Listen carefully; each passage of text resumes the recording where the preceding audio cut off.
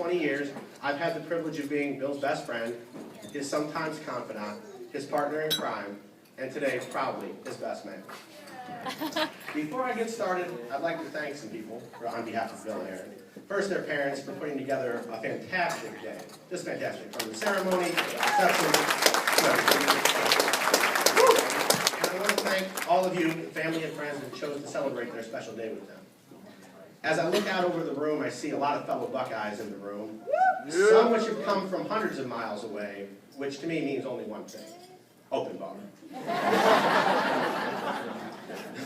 But seriously, no, growing up with Bill, I have great memories.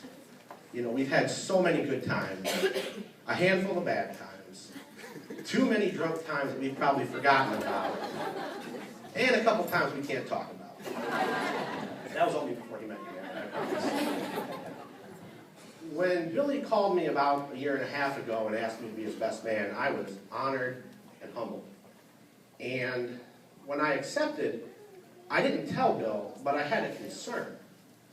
And my concern was, while I've known him for 20 years, I didn't really know Erin. I had met Erin a few times, and that was it. And I thought, well, you know, I'm living down here in Florida, and he's in Grad School, Ohio, and I don't know where we're going to end up. And as fate would have it, as it so often does with Billy and I, after grad school, we ended up living 30 miles away from each other in the greater Washington area, in D.C. And over the past year and a half, I've gotten to know Erin.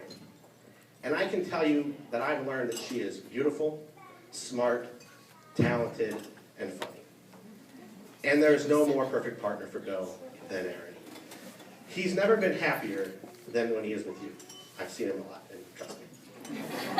And it takes a special person to really get Bill's humor sometimes. And you do.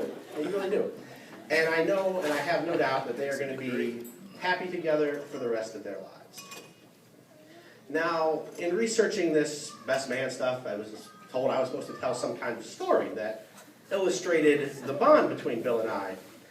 And this was the challenging part, because I had to think of something that I could talk about that was for family and friends in attendance. And then it came to me.